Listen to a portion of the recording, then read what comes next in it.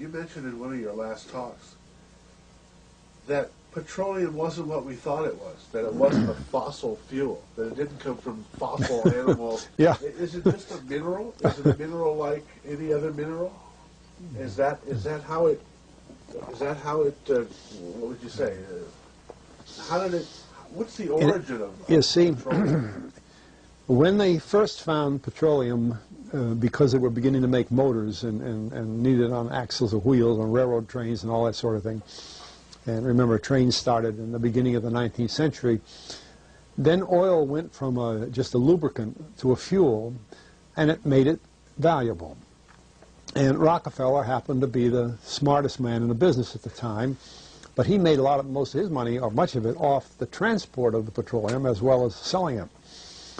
But one thing they realized was, because oil is putting a price on oil is like putting a price on a pail of water. You know, no initial cost. It's in the ground, and in those days they were, some of it, almost what you'd call surface mining the oil. They didn't go down deep. So in order to get the price up, they hit on the idea that they would have to make it appear to be scarce. Boy, after we take the next few barrels out, we're probably going to have to close as well, you know, that kind of thing. Well, a very fortuitous event. In 1892, there was a convention in Geneva of scientists to determine what organic substances are. Well, the definition of organic is a substance with hydrogen, oxygen, and carbon. And so it's usually a living substance, a tree. You analyze a dead tree, hydrogen, carbon, and oxygen, and grass, and so on, living things. Animals, we are hydrogen, oxygen, and carbon. So at this Geneva Convention, Rockefeller took advantage of sending some scientists over who said, oil, petroleum, is hydrogen, oxygen, and carbon. Therefore, it must be derived from the spoiling, the rotting of formerly living matter. And playing the game properly, when this scientific convention was over, they defined oil as the residue from formerly living matter. Well, that makes it a fossil fuel. I don't know why they decided to use the word fossil, but it says formerly living matter, it's fossil. Well, of course, today, and another thing we should know is that there has never been a fossil, a real fossil, found below 16,000 feet. And you can't argue at 16,000 as a level line because someplace the ground sinks and so on. But 16 is what the scientists say, 16,000. We mine oil, or we drill for oil, at 30,000, 33,000, 28,000 every day of the week.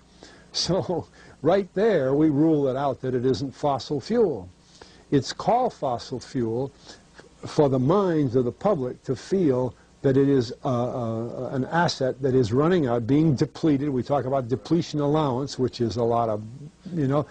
And actually, if you know the world's oil supply, you know that it is not going to run out for an awfully long time. It is the second most prevalent liquid on Earth.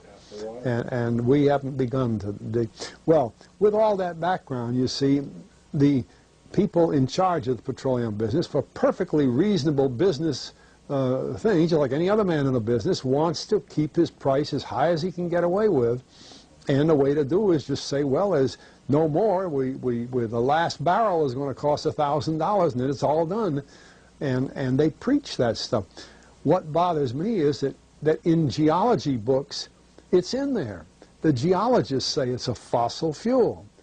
Somehow they've been bought. I mean, I went to a 4-year federal staff energy seminar run by the government of the United States during the so-called energy crisis. I was the participant that represented the railroad industry. The airline industry was there. Every AA, administrative assistant of senators and congressmen, was there. The CIA was there, the Defense Department was there, the State Department was there. Sometimes sitting right in front of me in the row would be Henry Kissinger with his friend, the head of Department of Defense, It's too bad I can't put the names with them. But anyway, people like that, top men in the government, sitting there listening to the Federal Staff Energy Seminar. Well, what this was doing is for 4 years, they were teaching a propaganda line to the leading people in this country, and therefore to the leading people in the world, when you include the Schlesingers, Kissinger and Schlesinger, among others. And the object of it was, as Kissinger used in his own terms when it was time for him to speak, to create a world price for oil.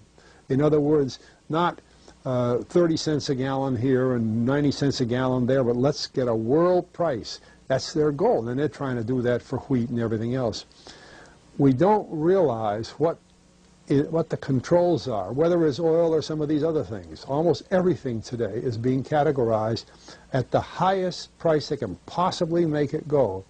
And so calling petroleum a fossil fuel is the basis for this system with respect to petroleum.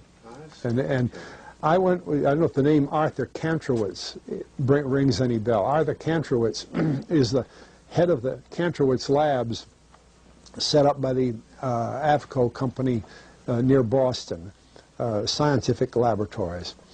And a great man in the scientific world. And Kantrowitz and I were sitting at a table at this seminar once, and the table happened to be all young college grad, PhD geologists. And so just to get a conversation started, I turned to Kantrowitz and I said, Arthur, what do you think about this foolishness of these speakers talking about fossil fuel? And it was kind of put up. He started laughing. He said, you know, that gets me. He says, I don't have a geology degree, but he had 1,000 other degrees. And he said, I don't understand. He said, you'd think that these heads, these other fellows at the table, we did it on purpose, start listening, you know. And he asked, he said, are you gentlemen, he says, you're here at the meeting, are you gentlemen by any chance geologists? And one fellow, yes, I am. And the other, yeah. He said, well, why don't you tell me? He said, why is oil, you know, he went on like that. We brought the house down because nobody could argue with Kantrowitz. He like Einstein, people aren't going to, and he told him right there, he said, just drop it. But it's in all the books and in all the papers. But it started from that strange meeting in 1892, a scientific convention.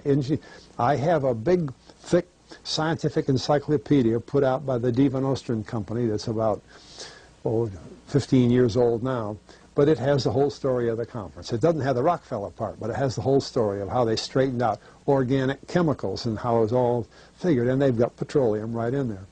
Amazing. Amazing. So these aren't accidental things, you see. There's a dollar sign behind almost everything.